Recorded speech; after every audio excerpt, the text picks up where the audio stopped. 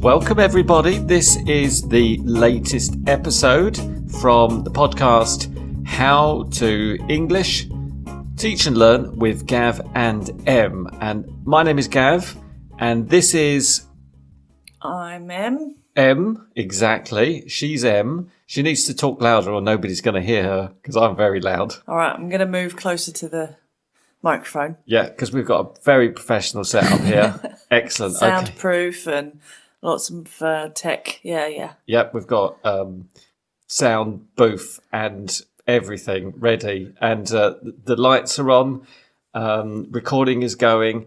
And Em, do you know what we're going to talk about this time? We are going to start on the big ones, aren't How we? to... Grammar. How to grammar.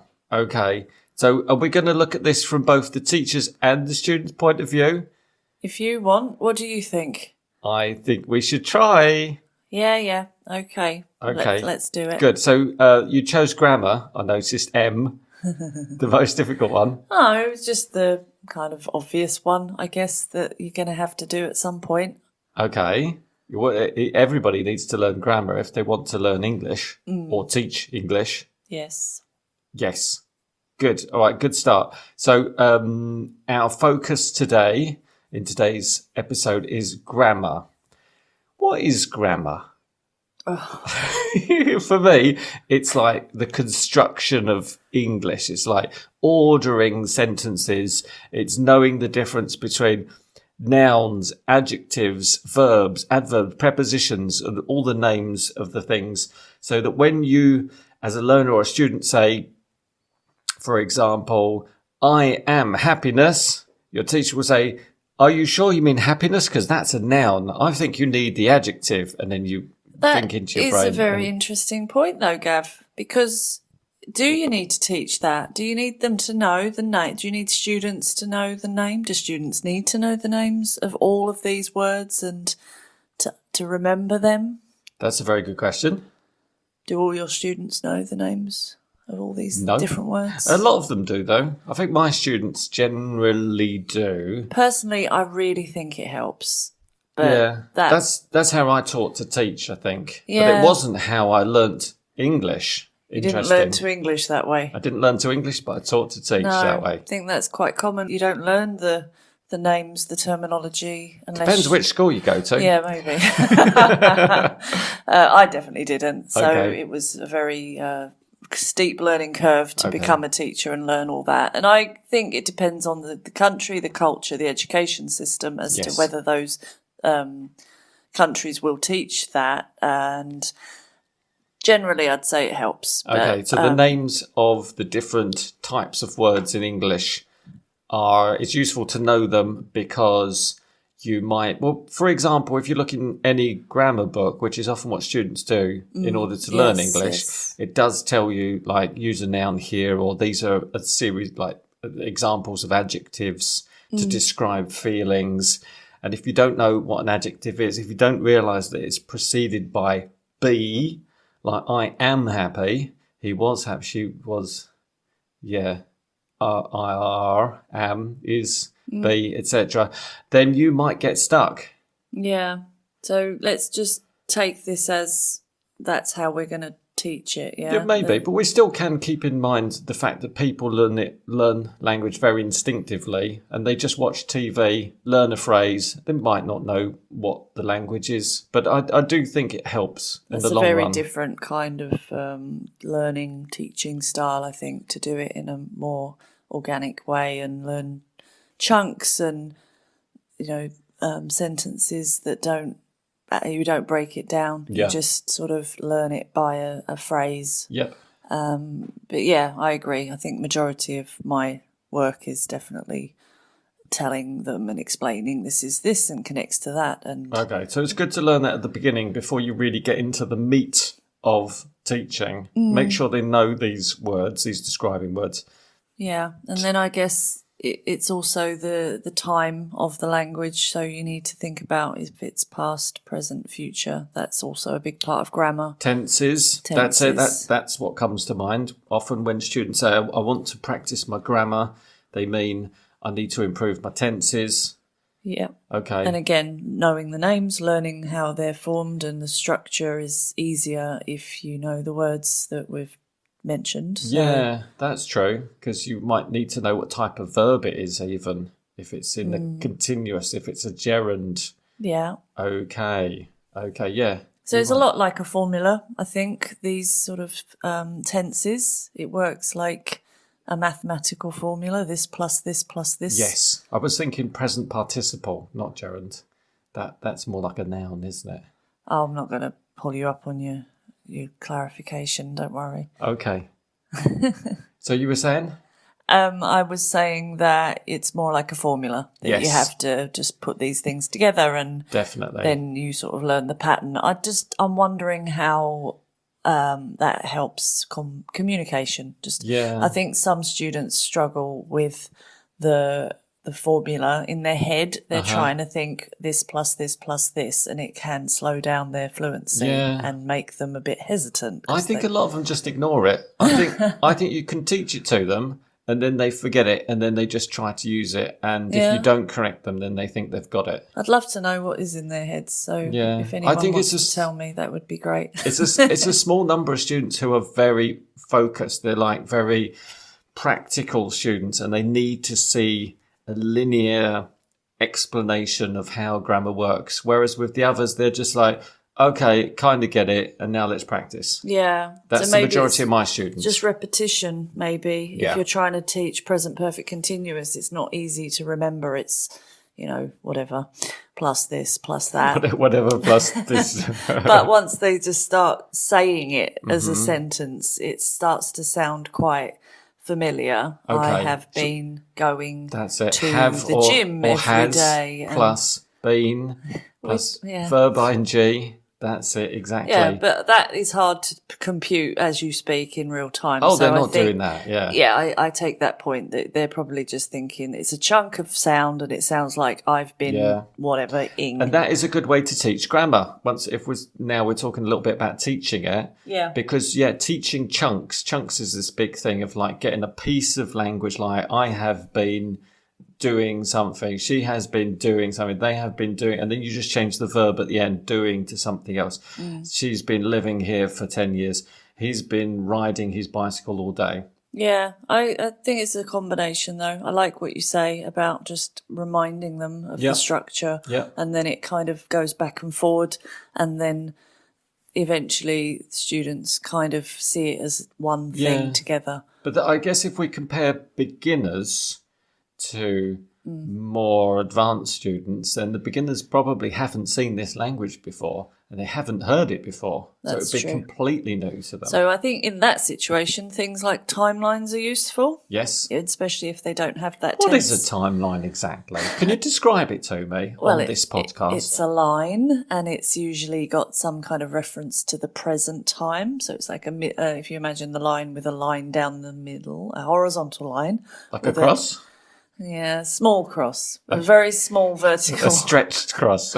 And that's kind of now, and then you're drawing or you're writing if you want, or just using arrows to explain whatever it is that started in the past and continues, or it doesn't continue, or it was interrupted. Or you stick an X there to say when something happened, if wobbly it was past lines, simple. Wavy lines. Okay, past. Is that like continuous actions between two X's in the past? This helps, I think, for beginners to perhaps visualise it and to see how it works.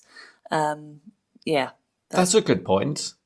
And I thought I was going to interrupt you then, but you actually didn't have anything to say. So I'm going to continue.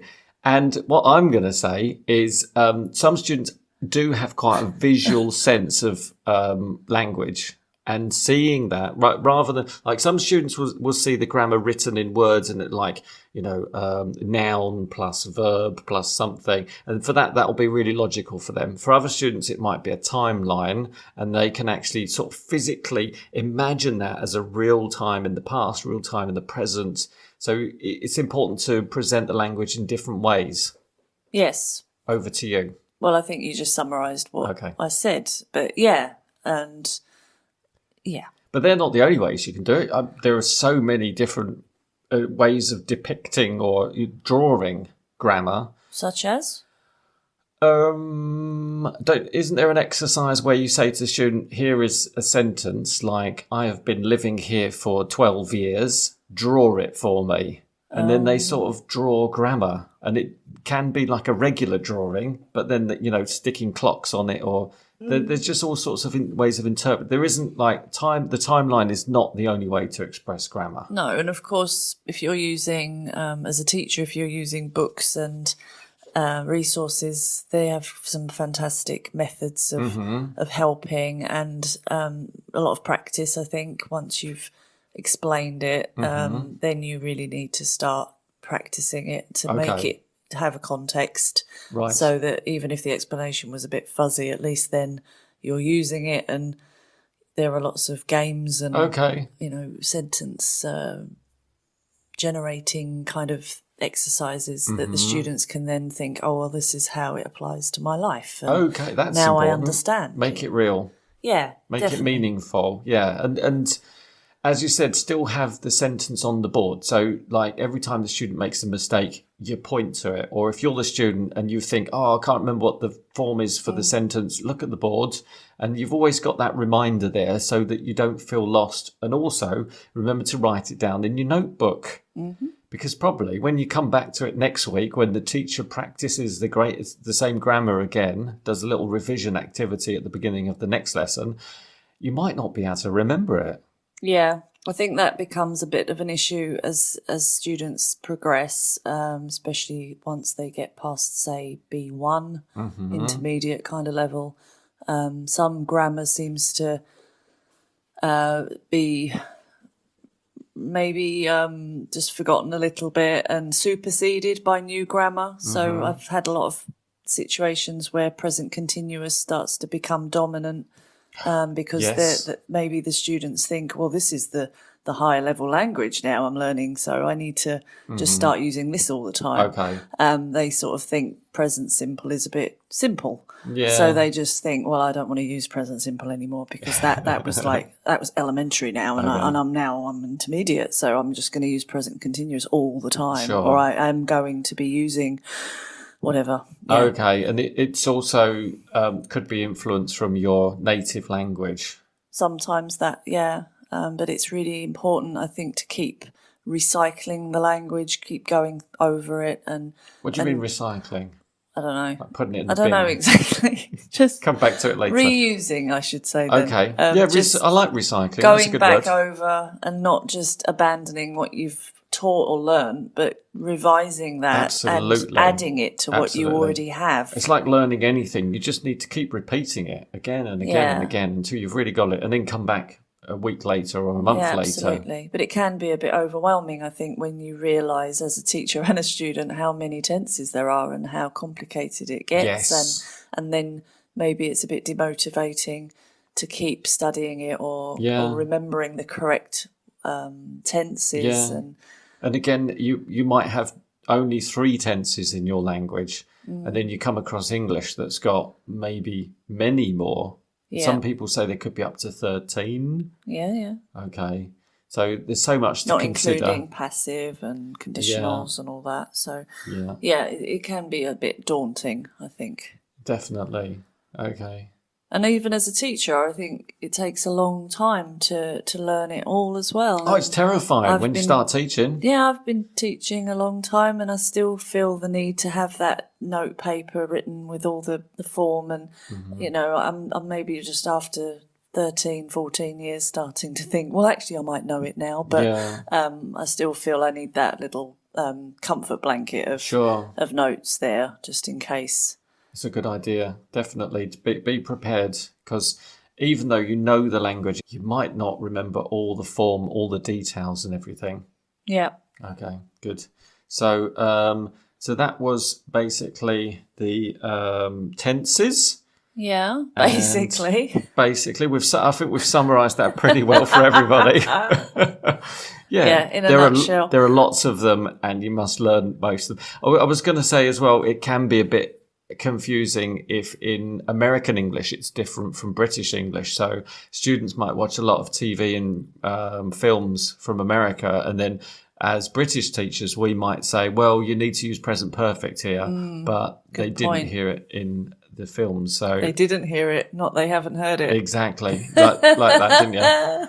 So, very nice. So that can be a bit confusing. Yeah. So all I do is say, well, you decide. And also decide if you want to speak American English or British English or Australian, Canadian, all of the other English it's up to you. Yeah. And it's again, as a teacher, it's good to correct, but as you say, it doesn't have to be absolutely perfect all the time. No. So it's that balance again, as we've mentioned before, just getting it right so you don't hinder the fluency of the student, but Definitely. You're still trying to get the accurate grammar as well. Yeah, and the same from the student's point of view. I'm assuming you're talking about from a teacher. I think I did say that. And so for a student, don't be obsessed with getting everything right. Just try to communicate. If the other person is pulling faces like, I have no idea what you're talking about, then you might need to go back and think, all right, well, how can I say this better in a clearer way?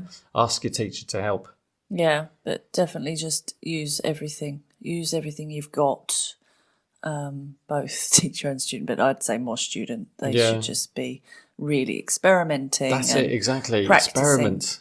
That's exactly it. Yeah, and there's many different ways. So write it, speak it, try and do as much listening, because listening and reading will both really, really help your grammar. What about when students say, I don't think I need this grammar. How often do I need to use third conditional? How often do I need to use future perfect or whatever? That's a great question. What do you say? I say not often. But I might say with third conditional, for example, it's got some of the language of past perfect, which comes up from time to time. It's great if you're telling stories. You know, I arrived at home and discovered I had forgotten my keys. I mean, it does happen. These things happen. And also it's got, hasn't it got regrets built into it? Yeah, I think that is mainly the use of it. So these are past modals? Yeah. So it's got language. Hopefully, by the time you're teaching them third conditional, they've already got the other conditionals. Plus, you might have dabbled with a bit of modal verbs in the past. So they've really already got the foundations of it. And then you say to them, now, you might need to use this. This is how it works. And you decide. I think the thing to not do, or the thing not to do, is to throw your hands up and say, oh yeah, you're right, you don't need it. I don't know, maybe somebody does do which teachers do that? I don't know, but I think I once said, when the student asked, how often do you use future perfect? Was it future perfect? Like, how long will I have done this thing? They said, how often do you say that? And I said, well, perhaps once this year, or today, once a year during this lesson. You know, my parents will have been married. Sure, but then you need to, if you're the teacher, you need to ask yourself why you're teaching it. Is it just because it's in the course book, or point. If you're the student, why is your teacher teaching you this? Like, I teach it if I'm, for example, talking to people who do a lot of planning, like for companies, they might be doing project planning, and then they need to go into a meeting, have a presentation and say, by the end of this year, we will have completed this much. I like that. And it's very specific language for some people. It's not for everybody. There's no point teaching to somebody who's never going to see it. Exactly. So don't spend 4 weeks on it with a conversation class. That's not going to work. No. But yeah, as you say, some industries, some people would actually need it. So I think it's being mindful of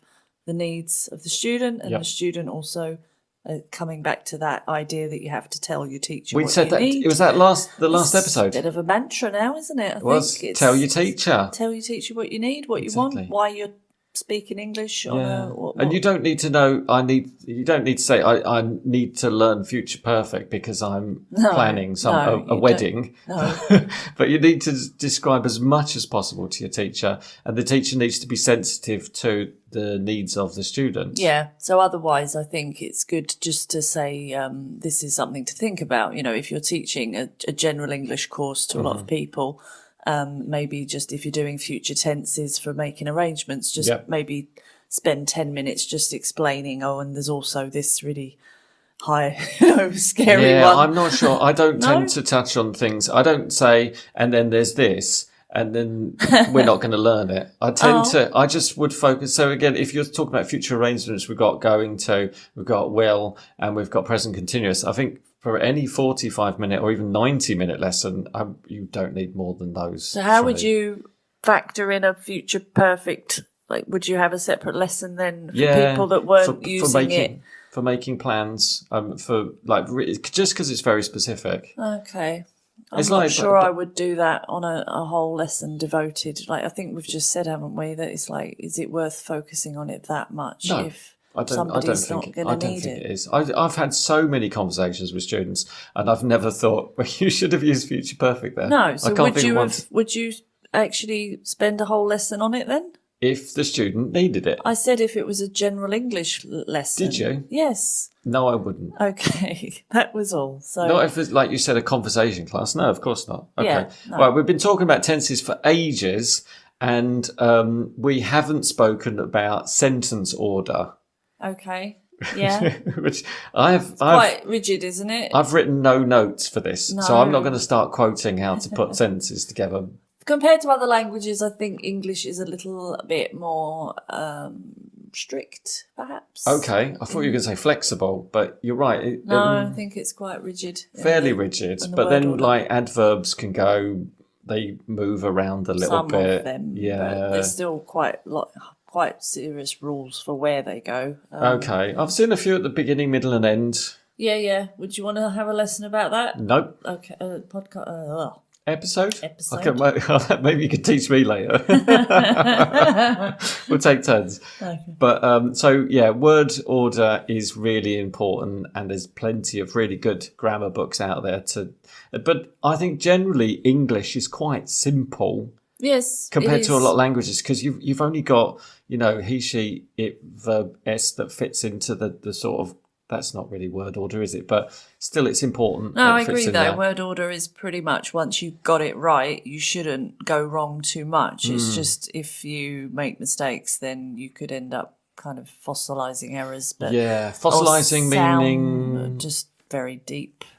Hard to solve, hard to change errors. Okay. Or you might sound a bit like Yoda.